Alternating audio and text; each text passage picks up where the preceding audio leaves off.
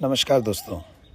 पुस्तक दिल से दिल तक, अध्याय 16, हार से जीत की यात्रा। कुछ वर्ष पूर्व हमने एक मरीज के दिल का इलाज किया। वे किसी ग्रामीण अंचल के किसान थे। पढ़े लिखे न होने के बावजूद उनकी बातें बड़ी रोचक होती थीं। बड़ा सुलझावा और मन को भाने वाला व्यक्तित्व था उनका। उम्र करीब 70 वर्ष की रही होगी। उन्हें हार्ट अटैक हुआ था और इलाज के दौरान मैंने पाया कि उनकी 2 नसों में ब्लॉकेज थे। हमने एक नस की सफलतापूर्वक एंजियोप्लास्टी की और उनको डिस्चार्ज किया। 1 माह बाद हमने उनको दूसरी एंजियोप्लास्टी करने के लिए बुलाया। वे पुनः भर्ती हुए और वेटिंग एरिया में अपने नंबर का इंतज़ार करने लगे। उस दिन हम पहले किसी और महिला मरीज़ की एंजियोप्लास्टी कर रहे थे, जिनकी स्थिति काफ़ी गंभीर थी।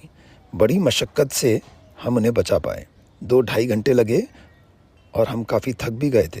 उस मरीज़ को वेंटिलेटर पर लेना पड़ा। काफ़ी दौड़ भाग हुई। वेटिंग एरिया के सभी मरीज़ देख रहे होते हैं कि अंदर कुछ चल रहा है और किसी मरीज़ को कुछ समस्या आई है। ऐसे मौके पर अन्य मरीज़ों का डर जाना स्वाभाविक है। मैं थका हुआ था तो मैंने विचार किया कि अब मैं इन सज्जन का केस अगले दिन करूँगा। मैंने उनके घर वालों को बुलाकर अपनी बात कह दी। मैंने कहा, आप देख ही रहे हैं कि पिछले केस में काफ़ी मुश्किलें आई थी। अब हम इनका इलाज कल कर पाएंगे। वे मान गए। यह बात जब मैंने मरीज़ को समझाई तो वो उस वक्त तो कुछ नहीं कहे और मैं दूसरे कामों में व्यस्त हो गया। थोड़ी देर बाद नर्स ने मुझे आकर कहा कि वे मरीज़ आपको पुनः बुला रहे हैं। जब मैं उनके पास गया तो मेरे आश्चर्य की सीमा नहीं रही, क्योंकि उन्होंने कहा कि डॉक्टर साहब, मैं चाहता हूं कि आप मेरा केस आज ही कर दें। मैं कुछ कहता उससे पहले उन्होंने मेरा हाथ पकड़ा और बड़े कारुणिक भाव से आग्रह किया कि डॉक्टर साहब, आप मेरी बात मान लें। उनकी हिम्मत देखकर मुझे आश्चर्य हुआ। यह सब जानने के बावजूद कि पिछला केस बड़ी मुश्किल से बचा है, वे आज ही अपनी एंजियोप्लास्टी करवाना चाहते थे। बहरहाल हमने उनकी एंजियोप्लास्टी की, जो सफल रही। 1 घंटे बाद उन्हें आईसीयू में शिफ्ट कर दिया गया। शाम को जब मैं राउंड पर था तब मैं उनसे मिलने गया। बगल वाले बिस्तर पर वही महिला थी जिसका ऑपरेशन करने में हमें काफ़ी परेशानी उठानी पड़ी थी। वे वेंटिलेटर पर थी और अभी भी काफ़ी क्रिटिकल थी। जब मैं उन सज्जन से मिला तो मैंने कहा, भाई साहब, आपका इलाज अच्छा हुआ, किंतु यह पास वाले बिस्तर पर वही महिलाएं जिनका आपसे पहले का नंबर था और हमें अभी भी नहीं पता कि ये बच पाएंगी कि नहीं। आप मुझे बताएं कि क्यों आपने यह निर्णय लिया कि आज ही आपकी एंजियोप्लास्टी हो। दोस्तों, उनका उत्तर सुनकर मैं चौंक गया।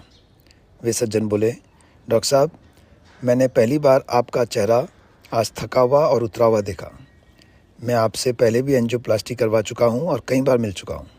मुझे लगा कि उस महिला के केस में आप जितनी सफलता चाह रहे थे उतनी आपको नहीं मिली, इसीलिए आप उदास और मायूस हुए। मैं चाहता था कि आप हमेशा की तरह मुस्कुराएं और प्रसन्नता से मरीजों का इलाज करें। मुझे ऐसा लगा कि इस मुश्किल केस के बाद यदि आप मेरा केस सफलतापूर्वक कर देंगे तो आपका मन हमेशा की तरह प्रफुल्लित हो उठेगा। आप अपने आत्मविश्वास के साथ पुनः काम कर सकेंगे। इसीलिए मैं चाहता था कि आप मेरी एंजियोप्लास्टी आज ही कर दें। एक लम्हा यह जानकर मैं चकित था कि एक मरीज भी डॉक्टर की मनस्थिति को बेहतर बनाने के लिए स्वयं को पेश कर सकता है। वे सज्जन यह भी सोच सकते थे कि डॉक्टर साहब अभी थके हुए हैं और यदि मैं अपना केस इनसे करवाऊं तो कहीं मेरा खुद का मामला ना बिगड़ जाए। दाद देनी होगी उनके साहस की। वे काफ़ी अद्भुत इंसान थे। बाद में जब भी वे ओपीडी में फॉलोअप में आते तो जीवन दर्शन की कई गूढ़ बातें सुनाते, जिन्हें मैं रिकॉर्ड भी कर लेता। दुर्भाग्यवश अगले ही वर्ष उन्हें कोविड का संक्रमण हुआ और उन्हें बचाया नहीं जा सका। ग्रामीण पृष्ठभूमि के एक नेक और ज्ञानी व्यक्ति के रूप में उनका मुस्कुराता हुआ चेहरा मेरे मानस में हमेशा अंकित रहेगा। मैं आज भी उनके पूरे परिवार से जुड़ा हूँ। मैंने उनके कई वीडियो उनके बच्चों और पोतों को दिए। वे जहाँ पर भी हैं, मेरा प्यार उन तक पहुँचे और उनका आशीर्वाद मुझ तक। धन्यवाद।